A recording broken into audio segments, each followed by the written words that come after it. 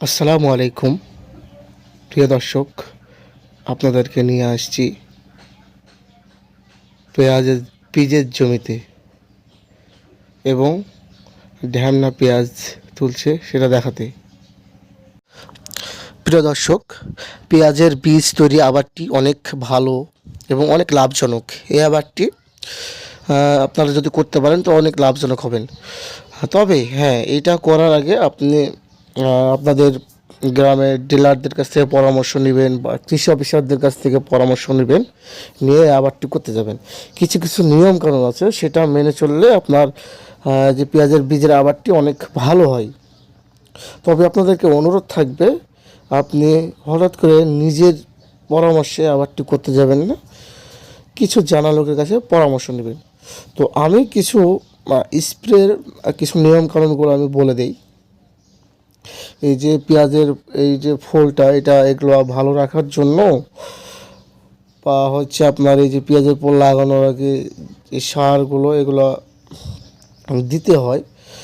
তো আপনাদেরকে প্রথমত আমি স্প্রের বিষয়টা বলি। এই যে এই সময় দেখুন, এই সময়তে বা এর 1 মাস আগ থেকে আপনি ভিটামিন জাতীয় ছত্রাক যেমন ম্যানকোজেব, সাইমোক্সোনিল, ম্যানকোজেব, কার্বেন্ডাজিম এগুলা স্প্রে করার চেষ্টা করবেন।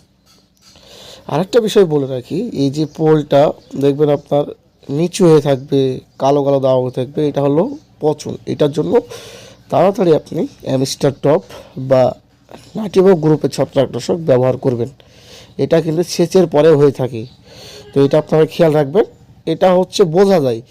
আর প্রতিনিয়ত সপ্তাহে সপ্তাহে যেটা স্প্রে করবেন, ম্যানকোজেব, সাইমোক্সোনিল, আপনার হচ্ছে মেটালেক্সেল, রিজোমিল গোল্ড এগুলো স্প্রে করবেন। এতে আপনার গাছটা ভালো থাকবে এবং ভিটামিন, অ্যান্টাকল, ফোরসিপি এগুলো ব্যবহার করবেন। এগুলো হচ্ছে কন্টিনিউ করে এটা একবার করলে ওটা করবেন, ওটা করলে এটা করবেন। তো এইভাবে স্প্রে করবেন, তাতে কী হবে, আপনার ইয়েটা ভালো থাকবে। তো দেখুন প্রিয় দর্শক, ওই সাইডে দেখুন ঢ্যামনা পেঁয়াজ তোলা হচ্ছে এক সাইড থেকে। এটা বীজের জন্য রেখেছে, আর ওইটাতে ঢ্যামনা পেঁয়াজ তুলছে।